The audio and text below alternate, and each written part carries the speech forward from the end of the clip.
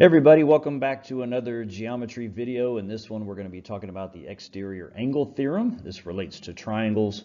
We'll have a couple of examples, including one with algebra. Before we get to the actual theorem, I want to make sure that you understand what exterior angles are. Now, for any shape, the angles that are inside of the shape are called interior angles, because that's what interior means. It means inside. And then when we extend out the sides past the vertices, or past where those points meet, the sides meet, we can create these angles on the outside. And those are called exterior angles. Again, interior means inside, exterior means outside. So we're going to have a relationship here between some of these exterior angles and some of the interior angles, and that is the exterior angle theorem. Now, let's isolate one of these exterior angles in order to kind of explain how this works, okay? The exterior angle theorem states that the measure of an exterior angle of a triangle is equal to the sum of the measures of the two non-adjacent or opposite side interior angles, okay? And to kind of help explain that a little better, let's number these angles. We'll number the interior angles 1 through 3. And we'll name the exterior angle here 4. So basically what this is suggesting is that the non-adjacent interior angles, and those are the ones that are not attached to the exterior angle, okay? That's what we mean by non-adjacent. They're not attached to that exterior angle. You'll see angle 3 is attached or right next to angle 4. So 1 and 2 are our non-adjacent or opposite side interior angles. Well, the sum of those two, if we added those two together, they would have to match, or they have to add up to equal the measure of that exterior angle, in this case, angle 4, okay? Now, I want to prove this to you, though. I know you can probably memorize something like this, but I think sometimes with memorization we kind of lose track sometimes. So I want to help explain this by proving why this happens, okay?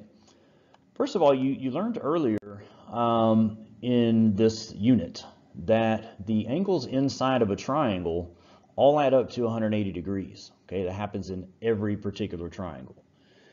Now, also notice in this situation here that angle 3 and 4, they form a linear pair. They're right next to each other along that same line.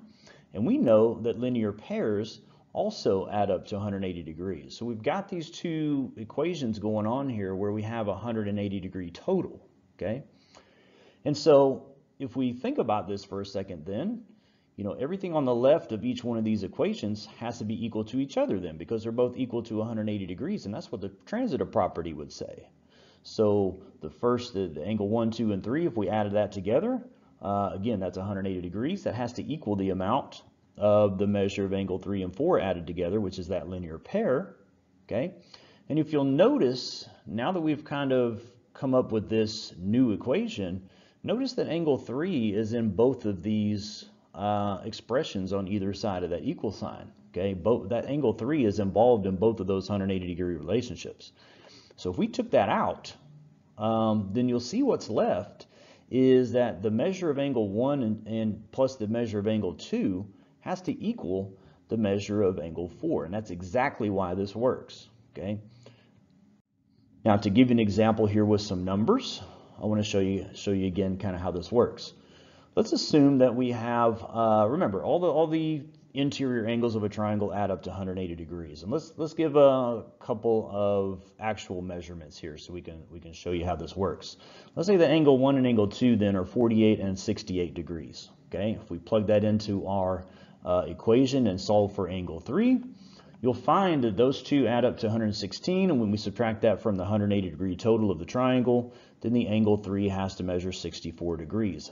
And then remember, we have this exterior angle out here, which forms a linear pair with angle 3, and those, again, have to add up to 180 degrees. And if I already know angle 3 is 64 degrees, then all I need to do is subtract that from 180, and I can figure out the exterior angle is 116.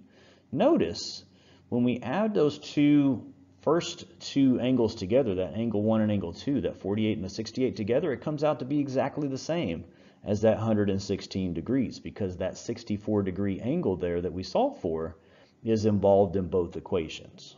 Okay, so as you can see again then, those two angles, that 48 and the 68, have to add up to equal the amount of that angle 4, which is 116 degrees. Now it gets a little more complicated with algebra.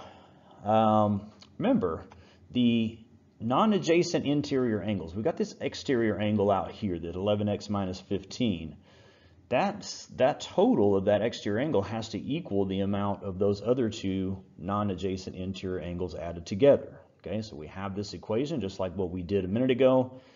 If we use the same equation that we did in the previous slides, angle 1 and angle 2 then have to equal that angle 4, which is our exterior angle.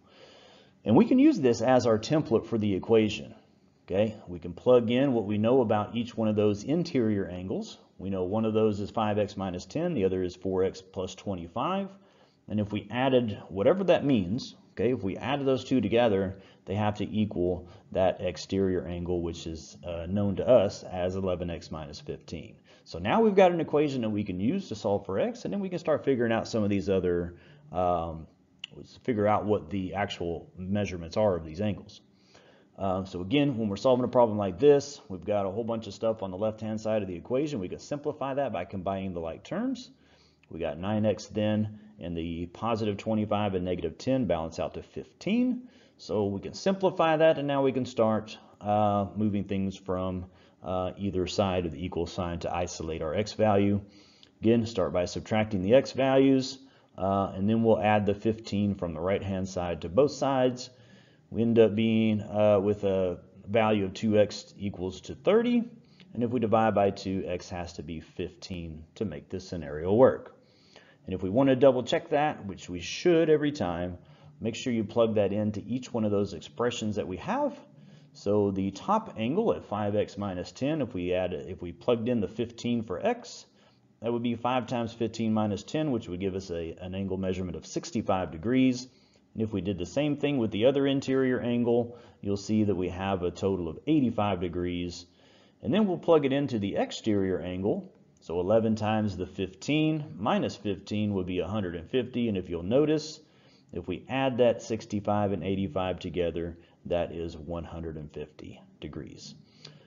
So keep in mind, those non-adjacent interior angles are always going to add up to equal the amount of that exterior angle on the outside. That is your exterior angle theorem.